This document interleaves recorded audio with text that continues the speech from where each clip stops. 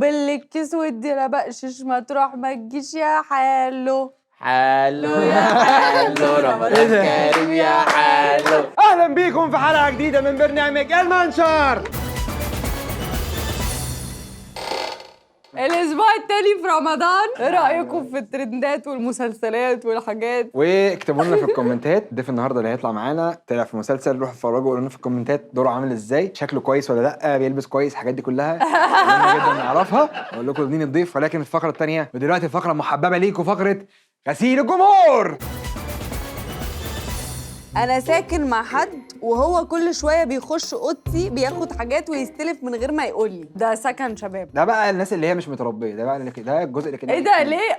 اللي بياخد الناس اللي الحاجات. بياخد- انا افتكرت مش فيه. الشخص التاني اللي بيتاخد منه يعني. ايوه. وانت برضه ما تربيتش ان انت تضرب اللي بياخد منك الحاجه، يعني انتوا الاثنين عندكم مشاكل في التربيه. ولكن احنا يا جماعه لما بنقعد مع حد بنستاذنه الاول قبل ما نستعمل حاجته، ما ناخدش وفي قطة حاجات أصلاً، ده ممنوع مبدئياً. الاستعمال. تخيل حد زي استعمل ايه فرشه. زي ايه يا استاذ؟ تخيل حد استعمل فرشه يا سنان. نهار اسود. تعرف منين بقى ان ما حدش استعمل فرشه سنانك؟ السوسه اللي طالعه لك من عند الراجل.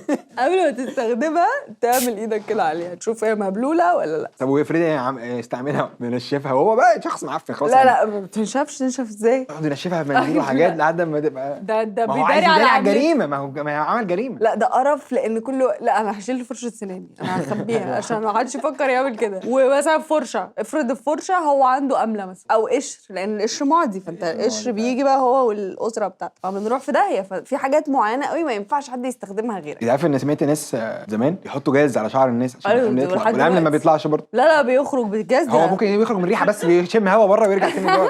يا جماعه القرف ده. انت عارف نضفوا بقى، نضفوا ما جوه. كنتش اعرف ان الولاد بتأمل. شعركم قصير جدا، الامنه تخرج بسرعه. بس ده بالنسبه لها يعني حاسس برضو ده ممكن تبقى بيئه احسن. مثلا واحد مش هيعيش عايز يعيش في غابات طويله قوي، لا عايز يعيش في حاجه كده ايه، يعرف يروح ينزل البحر يعني فاهمه ايه يشم هوا. ايه اللي حصل؟ الامله تبقى عايزه تطلع على السطح تشوف الدنيا انت كده. بتتكلم على الامله وحياه الامله. لا اصلا شكلها مقرف جدا. شفتها؟ لا ما وبشوفها بشوفها في فيديوهات. محتاجة أيوة. واحد بيعمل اللي هو العدسه المقبله دي، ويقعد بقى يجيبها وهي طالعه في الشعر كده عماله ايوه تمشي. خير. يا بابا دايما يجي يعمل لي كده. مقلب ايوه صح؟ لا ده ماشي. بيبقى مقلب طبعا. بيبقى مقلب طبعا، يعني هو هيضحكني. ايوه وانت بقى عز ما انا تعبانه فانا اقول لي انا ثانيه واحده. قال يعني هو خلاص هو فصل الموضوع واحنا دلوقتي بنضحك يعني. انا هبله. صعبه ده داون جريد ده للموقف بشكل مرعب يعني. اقفل اوضتك بالمفتاح، في اختراع اسمه كالون، هاته وحطه ايه في الاوضه. اقول لك على حاجه، اعمل نفسك مشيت واستناه جوه بس. والله هيجي هو داخل بقى متسرسب زي الحرامي كده، يحاول مثلا يسرق فرشه السنان. فيش تعالى صوره يا باشا فيديو معايا. وركب كاميرات اللي هي كاميرا المراقبه كده، هي غاليه. واضح بس برضه ان مش الراجل معهوش مشكلة. بادجت، يعني الراجل ساكن مع واحد وفي صح. قصه ومعهوش والاوضه من غير قفل طب وحاجه ما صعبه. يثبت الموبايل البتاع اللي بتلزق على أيوة. المرايه، صح. يثبته ويشوف أيوة. نفسه، فعشان يجي يخش عند المرايه هيحس إنه- يلاقي السيلفي في وشه وهو ماسك الحاجه مكسوف من دم. حدد لك اهو اوبشنز كتيره بالعبيط، اختار زي ما انت عايز. أيوة. اتبسط يا عم. ليه كل البنات بتكره برج الجوزاء؟ يخرب بيت برج الجوزاء، انا بكرهه. ماشي؟ انا ذنبي ايه ان انا اتولدت امتى؟ وازاي ده بيخليني شخص مش مناسب للديتنج؟ انت اصلا برج الجوزاء ده مش مناسب ان هو يبقى معانا في الحياه. ليه بقى؟ أساساً. ليه؟ برج الجوزاء برج ايه؟ انا برج الدلو. ما حدش يعرف برج الدلو. ما حدش يعرف انت فين، انت في زهراء المعادي ولا انت والله بتسأل حد برج الدلو ايه ده؟ ايه صح؟ عادي هو عادي. لا هو الجوزاء ده يعني انت بتبقى مع حد بتهزروا وبتضحكوا فجأة وشه بيقلب. ايوه فجأة في حوار حصل. يعني لسه كنت مع صاحبتي كنا بنهزر وبنتكلم عادي، فجأة قالت اللي بيحصل ده حرام وقعدت تزعق. وش قلت لها انت برج الجوزاء؟ قالت لي قلت لها طب خلاص بس خلاص. انت برج ايه؟ العذراء. ايه الابراج اللي بتتماشى مع العذراء؟ العذراء بيعرف يتعامل مع كل الناس. ما عدا الجوزاء. العذراء ده مائي ولا هوائي؟ العذراء ده ترابي باين. ترابي؟ ايه معنى ترابي؟ هو بص. في 3 ابراج ترابي، 3 ناري، 3 إيه؟ مائي زي انت بالظبط. الدلو ايه؟ يعني الدلو الدلو مائي عشان بيقعد فيه ميه، عشان هو جردل طبعا. والعقرب مائي. بجد والله طبعا. والحوت مائي. طبعا الحوت مائي طبعا. حليم ناري. شفنا البار، لا طلع الدلو هوائي. ايوه دلو هوائي. هو انت دلو رايح تملى من الميه؟ انت كنت لسه انزل والله طلع هوائي يطلع ده ده احنا ليلتنا فل ان شاء الله. طب يعملوا يقدروا يعملوا حاجه معينه يشتغلوا على نفسهم مثلا في حاجه ممكن تصلح؟ لا لا لا مفيش. هو بس الست وهي بتحمل تبقى مركزه تنشي حاولي تنشي لي تحدفيه احدفيه في الناري قدامه النبي بلاش احدفيه في الامان. بصي اسد من بعد الاسد والاسد تمام 8 يعني من شهر 8 من شهر 8 حاولي بقى ظبطي الدنيا على كده ان شاء الله. بالظبط. اصحابي بطلوا يتفرجوا على الستوريز بتاعتي عشان بيتضايقوا من ميمز تم تعبئه الكرش بنجاح الكتير اللي بحطها. ده عمر اخويا ده والله العظيم ده عمر اخويا لازم بعد متخلف اصلا بينزل ستوريز على الواتساب ده مبدئيا. لا ستوريز على الواتساب دي تم تعبئه الكرش بنجاح كل يوم بعد الفطار كل لا يوم. لا ليه اللي هو انا اكلت حتى لو الاكل مش عاجبه وبيقعد يتخانق معانا مثلا ايه الاكل مش حلو بتاع بعد كده تم تعبئه الكرش بنجاح على طول لازم. بقول لك ايه يا عم تفكك منهم ما تتبسط انت تتبسط وبتاع مش لازم تخش تشوف مين شافه الحاجات دي ما تقيش يا عم حاجه بالظبط. ونزل على الواتساب ونخرب الدنيا. يلا نستقبل الضيف الفنان بتاعنا النهارده يلا بينا عشان نروح لفقره اللهم اني صائم. يلا بينا. ورجعنا لكم مره ثانيه مع الضيف بتاعنا النهارده النجم الرمضاني النجم اللي مكسر الدراما وزميلي الفنان العظيم ماجد الكدواني حازم راغب. كان يا ماجد ايه الدنيا يا استاذ ماجد عامل ايه؟ كملنا على استاذ ماجد. سلم عليك جدا الله يخليك جداً. والله العظيم. اكلمه لك ماشي كلمه. انا هو واقفه في تصوير تصوير. ماشي سهل. معاك هتعرف حد تاني من الفنانين؟ استاذه يسرا اللوزي بكلمها لنا دي بقى معايا في نفس المسلسل. جاهز نبدا نحل مشاكل رمضانيه خفيفه عائليه زي المسلسل اللي انت عامله كده. مشاكل عصبيه مشاكل عصبيه دي كلها تفضل. مشاكل ايوه فاهمك وفي حاجات على فكره وفي اشخاص بيبقوا قاصدين ان انت تفطر في رمضان عشان ياخدوا ثواب. لا تفطر بشكل غير قانوني. طب معانا مشكله بتقول ايه امي وابويا لما اصحى والاقيهم بيزعقوا من غير سبب. هو بقى الدنيا بتبقى القهوه والادمان والحاجات بيبقى الواحد خلاص مش طايق. صح والام دي اغلب الوقت مش اغلب الوقت هي طول الوقت واقفه في المطبخ بتعمل الفطار. الصيام صعب. ايوه والاب مش طايق. الاب مش طايق كان في الشغل يا اما كان نايم وصاحي مقريف. وانت نايم لحد الفطار مش وانا نايم مش بقى الدنيا. انا ما فيش انت ليه فندق عايش في فندق انت تصحى من النوم تاكل. هم مش فاهمين ان انا نايم اتجنب الخناقه دي. بسمعها بتسمعها وبتلبس فيها برضه. ولازم هيجي الاب هيجي عند الحته اللي هي تصعيد ويجي عند الاذان طب مش وقت قنبله فجر القنبله ومشي. طب يا حاجه هتروح فين استهدى بالله هتروح فين دلوقتي؟ هنزل افطر في المائده بقى في المسجد ولا هيعمل اي حاجه مش هيلاقي حته يروح. طب انزل صلي التراويح اعمل حاجه تانية. بس عامه يعني هو هنا كله الموضوع هنا لكن هو ولا في الميه ولا في الاكل. انا امي اتخانقت مع ابويا عشان صب لها ميه قبل الاذان عشان لما يأذن تشرب. طبيت كوبايه كامله وانا بشرب نص كوبايه وكانوا هيطلقوا فيها. كوبايه الميه كمان في الازازه. انت انا قلت لك تصب لي الكوبايه كلها لما تشربي اللي انت عايزاه خدي كوبايه ثانيه حطي فيها عصير. لا مواعين بقى ما هو انت مش هتغسل مواعين اغسل انا. لا خلاص اغسل انا مواعين كده بقى تصعيد على نص كوبايه زياده. هتشربها افطر انا بالظبط افطر. طيب ده هم يا شيخ. لا وجدتي في بقى بتاع عصبيه معينه. ايوه ما اعرفش ده ايه. لو اما اجي بقى تديني المهمه بتيجي تعملها هي بقى بتديني ايدي كده ايه ده الحق الموضوع. هي تقول لي مثلا صب لنا الخشاف ولا الخرشوف ده. لا ايه فيه اللي هو الثلاث بلحات في الميه. ايوه خشاف تروح حاطه اجي تعمل لي ازاي اعمل اكنك بتعمل دلوقتي. ايوه هصب يعني مش كده طب طبعا مختلفه طبعا الصبه مختلفه. طب اعمليها انت. طب افرشي اعملك اما افرش اجي افرش ايه افرش مش كده ايوه لا بقى دي لا دي مش عيشه بقى شغلانه بقى دي شغلانه. لا موضوع زاوليها بقى يعني مثلا افرشها منك المنشر تيجي تعملي كده وراجع تاني. هي هتروح على الفاضي هتضربني افرش انت بقى هتضربني. ودايما في اختك او اخوك مالوش خالص في ان هو يحضر الاكل وهيروح اليوم ده هيقرر هيروح ياخد طبق من على الرخامه يوديه الترابيزه ويوقعه في النص. ده اخويا محمل شوربه بقى محمل مكرونه بشاميل محمل حاجه عارف اللي بيغيظ لو امك هي اللي عملت كده بقى. هي بتتعصب تتعصب. ايوه علينا ايوه اللي هو الشوربه اتدلقت الشوربه منكم لله. انت اللي دلقتيها. وبعدين كل مره هي بتكتشف ان انا ما بعملش حاجه. قال لي هي مش عارفه انا ما بعملش حاجه. انا ما بعملش حاجه خلاص. تقوم مهزاكي فتقول كل مره تصحى كل يوم 30 يوم رمضان بتصحى تزعق لي ان انا ما بعملش حاجه. ولو جيتي تعملي حاجه انت ما تعرفيش تعملي حاجه طالعه بره. بالظبط. لو عملت حاجه تيتا هتيجي تضربني تديني كده. البنت مش عارفه تعمل ايه. البنت مش ملاحقه. طب قولي لي ازاي؟ لا مخلوقه. طب ما حليناش يعني كده كم من النوم ما تقومش على الخناقه بالظبط. اعمل نفسك واعمل عبيط. ايوه اعمل عبيط. كنا بنحدف صواريخ على الناس في الشارع وحد من صحابي اتمسك وراجل ضربه واداه للعمده ضرب عنده برضه. لا عمده. طب انا بعشق الصواريخ يا جماعه في رمضان. انا نفسي يبقى عندي عمده يبقى في حد عمده بنرجع له يعني.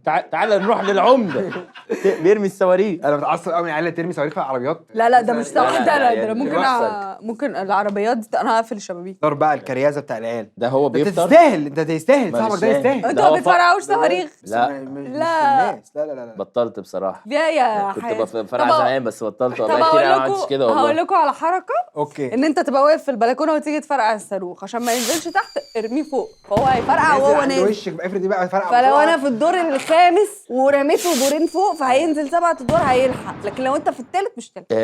ما انا عايز اعد بس اللي اتقال ده. معلش عشان في حاجه. ده انت في الدور الخامس تحدفيه فوق ينزل 7 تحدفيه للسابع. السابع يا ريس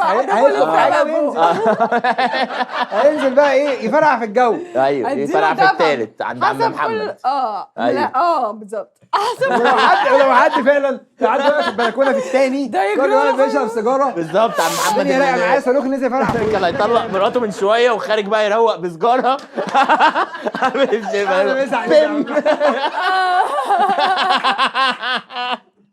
ما انت امن بقى بس كده واحده. بس احسن من حد في شارع يجري ويروح كلاب جري وراه. لا يبقى مشكلتين في واحده. احنا يعني لو هفرقع في البلكونه امي كانت تعمل كده عشان ما نعورش حد وما نعورش نفسنا. يعني ابقى واقف في اخر البلكونه وارميه الناحيه الثانيه. ايوه بنعمل كده برضه. يا اما بقى هنزل تحت في الشارع في الكورنر ما واقعد اعمل التفاهه لا دي. بس اللي انا بقول لك عليها دي الاحباء اللي بيرميها في الشارع. ايوه فهمت قصدي؟ زمان القنبله اللي هي البومبه الكبيره دي تقوم مجمع كله. هي هتعمل انفجار والحاره هتتلم. ايه اللي بيحصل؟ ايه دي؟ بومبه كبيره. ايه بومبه كبيره؟ بنجيب كيس بومب ونفضيه كله البارود كله ونقوم عاملين الورق كله مجمعينه مع بعض. يعني بومبه واحده تقوم يعملها فكده قنبله بقى ايه ده عمرنا ما عملناه يا جماعه. بس محدش يعمل كده يا جماعه عشان ده غلط. هو انت عارف ان جواه في زلط؟ ايوه ما بيطرطش الزلط. ايوه ده اكيد ساعه غلط. هو بالظبط يعني. تمام. اقول لك على حاجه. كان في بومب الشقي ده اللي هو اللي على الارض لازم على الارض تديله واحده وتجري بيقعد يزيد شراره. هي الشراره دي عارفها؟ ايوه ده الكونو اللي هو ايوه كونو. ايوه صح. تديله وتجري وبعدها في الاخر خالص يقوم. ايوه زي ما قلت لك تستاهل تروح عند العمده وتتمد على رجليك. مره الشيخ كنوع من انواع التنبيه اذان المغرب قبل ميعاد الاذان الحقيقي وفطر الشارع كله والناس نزلت ضربت. يا لهوي. طب هو ليه عمل كده؟ يا لهوي. طب هم ليه نزلوا ضربوه؟ ما هو برضه ممكن يكون عمل كده بالغلط. لا ما هي الناس برضه بتتلكك. هو هتلاقيه بيجرب الميكروفون بتاع الجامع قبل ما فبيبقى فيه الله دي الاول. الله ماشي. ممكن يقول دعاء ممكن في بقى اللي هي ايه الله. ايوه هتلاقي بقى مرحب ثانيه بالظبط.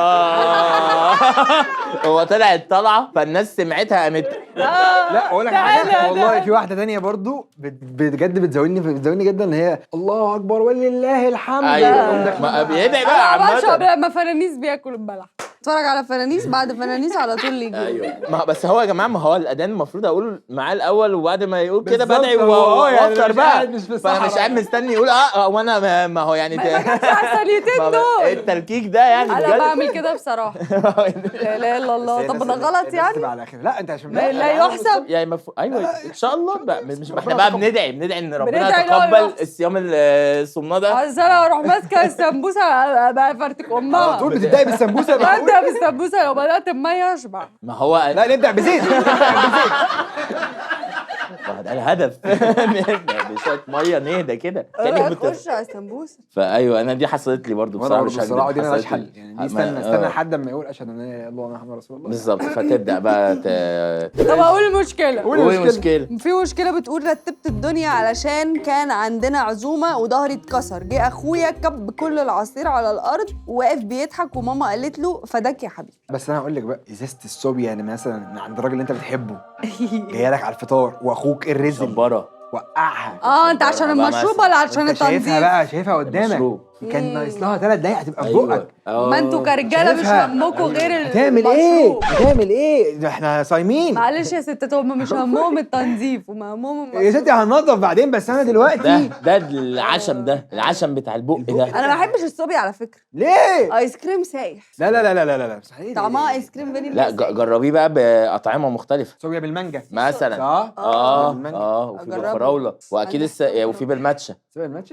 مش يعني حاولت لا اتنبأ لا يعني. دي جميله ما جربهاش. انا جربت الماتشا اللي بالكوكونات كويسه. طب ما هي دي صوبيا بالماتشا. بالظبط. يا ولاد اللذين. ما هي دي. بس يعني شعبي شويه. ايوه مشعبوله، ماتشا متشعبوله يا متشعبوله. ولاد اللذين. طب كان طعمها كويس. خلاص. طب انت ايه على السفره يعني لازم يبقى موجود بالنسبه لك؟ كوبايه البلح بوسك. باللبن، كوبايه البلح باللبن مبدئيا كوبايه. بس نبدا بيها، بعد كده نشوف الفطار بيقول ايه، حتى لو مش هنعمل اكل مش مشكله. ترشي. يا ترشي اختي. مش المخلل، الترشي اللي هو واخد لا. صبغه احمر عمرو برتقاني ده بتجيب كانسر. ده بنجر، ايوه ده بنجر. هو والايه لا، والتاني. في ناس استنى بقى. نضيف يحط لون بس. لا يا باشا، التمر الهندي اللي هو الصناعي. المسكر ده. بس انا بحب المزز لعلمك لا، اللي هو طبيعي. الطبيعي لا، ده. توت. واحد صاحبي بيعمله. توت، ده التوت. تمر هندي تمر هندي ده تمر هندي. الحل ايه؟ ابعد الاولاد الصغيرين عن الترابيزات. لا معلش عادي او ما حصل خير يعني. مشروبك انت حطه بايدك. وفداه مش شيل مشكلة. مشروبك. صح. مشكلة. في مشكله بتقول رحمه، مره واحد نصب على ماما في فودافون كاش، وفي الاخر لما ماما كلمته قالت له في حاجه غلط، قال لها ايوه انا نصاب وما تخلينيش افطر عليكي. ربنا يتقبل، ربنا ده غلس يتقبل. قوي، مش مبسوطة منك، مقرف. ده حرامي. ساعات الراجل بيشتغل بيشوف شغله فما تقرفنيش يعني. هو انت كل شويه كلمتي تقولي عايزه فلوس. صح. فلوس ايه؟ ما انا نصاب بقى، ما تقرفنيش. ربنا يهديك يا ست الكل، بعيدة عني بقى. طب دي حاجة مريحة يعني ليها هي خلاص. خلاص بقى عرفت انها اتنصب عليا خدت رسمي كل يعني. حسنات. تنبيه للناس الغلابه اللي اهالينا وكده، مش اي حد يكلمك في التليفون يقول لك اديني ارقام البتاع، تقول له خد ارقام إيه؟ مش حاجه اسمها كده. مش عارف، اسال ابنك، قول له يا ابني طب استنى يا ابني خليك معايا، طب ما كلم ابنك في حاجه كذا كذا، هل ده حقيقي؟ اسال، ما تعملش فيها ايه فهلاوي ويتنسب عليك. طب حرام. ولا تقول ده مبلغ صغير ولا مبلغ كبير. بالظبط. كنت في الشارع فبهزر انا واصحابي فرميت صاروخ في بيت وما لا، كنتش لا. اعرف ان البيت فيه خطوبه. الناس طلعت تجري من الخطوبه. لا اسمك ايه؟ احمد هو كده إيه؟ كده افور، بس البرج. يعني مش لدرجة ان ما ممكن يبقوا فاكرينه احتفال. استني، في الصاروخ اللي هو الصاروخ اللي هو الطويل ده اللي بيطير جوه لا ده. اللي بيفرقع 4 مرات ورا بعض. بيجري كده بيجري. هم افتكروا ان التلاجة فرقعلوز. ضربت مثلا او حاجة. الفرقعلوز، برافو عليك. طب انت قابلت فرقعلوز قبل كده؟ بخاف منه قوي. انا بحبه جدا، بقعد العب معاه. تلعب معاه ايه؟ هو انت أصلاً تدوس ما هو دوسه مش- خفيفه، بيطرقع. بينط. ايوه يطرقع وينط. انا بقالي كتير شفتوش، تصدق هو راح فين؟ أنا حاسس ان هو مش في مصر أوي. كان عندنا جوه التكييف، كان عندنا التكييف الارضي ده، فكانوا احنا قاعدين فجاه لقينا حاجه بتنط، اتاري هو كان جوه التكييف. عمرك كلت الفرقعلوز اللي هو اللي كان إيه ده؟ زمان، اللي هو اللي كان اسمه فرقعلوز اللي شبه الويندوز؟ اللي هو فرقعلوز؟ كاراتيه. ايوه كاراتيه، كان في فرقعلوز. لا انت في حاجه كاراتيه غلط، كاراتيه. في حاجه كاراتيه غلط. كاراتيه والويندوز فرقعلوز؟ ويندوز. ايوه فرقعلوز يا ريس. في فرقعلوز. في فرقعلوز لا ما طبعا. عداش عليا ده. ازاي مش ده عارف. كان لا، لا، برضه تيجي أنا تاكله فاهمة. عامل تك. يا نهار قرف. ازاي مش عارف. انا حاسه اني فاهماك بس مش كان بالطماطم ده مجمعة. كان جامد. ايه ده مش فاكره طب خالص. فاكرين اللوليتا؟ كان عمري ما بجنيه. فهمت لوليتا دي بتتعمل ازاي، غريبه جدا. هي بجد. عباره عن ميه بتتلج وانت عصير. بتاخدها. كانه عصير مثلج. كان في المدرسه دي اللي بنروح تتمضمض. طبعاً. يا بتبقاش أيوة. تتمضمض دي المشهوره دي المشهوره. انا فنان والشفا صح. الدورات الرمضانيه بقى مالها؟ الدوره بتبدا الساعه 10 بالليل تخلص 4 الفجر. تخلص وتجري على طول على السحور، تشرب يا حاجه دوب. بسرعه على طول قبل بالظبط. وعلى كده بقى طول الشهر. طب ده حلو ده. ده جامد. ده كان انشغال جميل. ده، واحنا بس صغيرين- إصابات واحنا صغيرين كنا اصابات موت. اه لا ده بس كنا الصوب. الشباب فينا صحه عن كده برضه. كنا خلي صغيرين بالك. قوي، كنا 15. اه واحنا كبرنا. الحمد لله. يلا سؤال صحابي دايما، صايم ولا زي كل سنه؟ يا الله، بس ده مش صحاب، ده عيله. لا ما هتلاقيه ده بحد عجوز لعلم. ما بيبقوش عارفين يقولوا ايه، ايوه مش مواكبين، فبيروح سائل السؤال ده. لا هو عايز برضه يقفي برضه، فانت انا العادات العائليه دي تبقى كرنج بجد. في حد معين ايوه كبير في صايم السن ولا جاي يوزع العيال الصغيره بقى، يلا يا ابني صايم ولا بتاكل كل سنه؟ ايه يا طب ابني وانت ده؟ صايم ولا فترة انا فترة. شفتك وانت بتشرب ميه. طلع لا لسانك كده وريني. الحاجات دي. لا فتره في دي برضو بتاعت الميه الجفاف. ايوه لما إيه ده يا تعمل جامد كده ده؟ لو شد الجلد، لو شد معاك يبقى انت مش فاطر يعني. بص لو فضلت اللي هو- فوق شوية. ايوه فاهم يعني، المفروض تعمل كده ما ترجعش على طول، لو لا رجعت والله. على طول يبقى انت فاطر. انا مش كده بتقول، اتحدف عليا كيس تمر وجت في عيني، كنت هنزل العربيه اتخانق معاه. دي يا حصلت لي الله. مره. كان عايز يفطره. ده اصلا سكر. حقق هو- الهدف. ايه اغرب منتج خدته واتحدف عليك يعني؟ انا اتحدف عليا كيس تمر مشروب. ايوه ليه؟ حصلت لي برضو دي. ده ميه، ما هيجي في هدومي هيفرقع هيبهدل الدنيا. انا ما فطرتش كده. بس هو برضه بيبقى بيعمل خير، ما انا مش هو عارفه اقول ما انا ايه. فاهم انت بتعمل خير، انا مش عايز ما اقف. تحدفش الحاجه. ما بتحدفش الحاجه. وبعدين انا شخصيا بقيت ادخل عليه اللي هو بشاور له بقى بالراحه واستنى، ما انا في 10 عدوا عليا قبلك. فانت مش مميز هنا خالص. انا كنت بوزع بلح، فكنا مكيسين بلح اه كنت احدفها على الناس الصراحه، وايه ويقف يبص لي وحدفه له تاني. انا فاكره ان هو مبسوط يا واستنى اجيب لك ميه وخده. وهو بيبقى متضايق جدا يعني. وبعدين افرض انا عايز احوش الثواب ده لحد تاني يعني، ما مش امي وقفت في المطبخ تعبت، بالظبط. ما هي اولى بالثواب ده. بالظبط. انا بحس ان الاولى بين الحاجات دي الناس اللي هم الغلابه اللي موجودين كده في كده. الشوارع، يعني نركز مع دول خلاص، بالظبط. نشوفهم من الاول بقى كده نشوف ان بالظبط. اللي راكب عربيه ده رايح طريق اصلا، رايح يدفع. وهيعطل هيقف على الكشك يجيب ميه لو هو يعني هيموت. بالظبط. يا جماعه اتخانقت قبل كده في رمضان قبل الفطار على طول. مره ابويا في الشارع عندنا، فهو الشارع ضيق كده يا دوب بياخد عربيه يعني رايحه او جايه، فعربيتين جم قدام بعض، ده اللي هو انت شايفني جاي ما تستنى، وانت شايفني جاي لا ارجع انت اقرب انت اقرب، ووقفوا كده. وبعدين الراجل التاني بدا يزعق قوي وعايز يتخانق بقى، بيجر الشكل. فابويا بدا يعني حاسس ان الخناقه ملهاش اي لازمه دلوقتي، الموضوع عبيط قوي، فبدا يستفز الراجل. انا بحب كده قوي. فبدا يقول ايه ده انت فاطر ولا ايه؟ فالراجل يبدا يتعصب، يقول له لا ما هو انت طالما متعصب يبقى انت فاطر، انت شكلك فاطر بقى كده.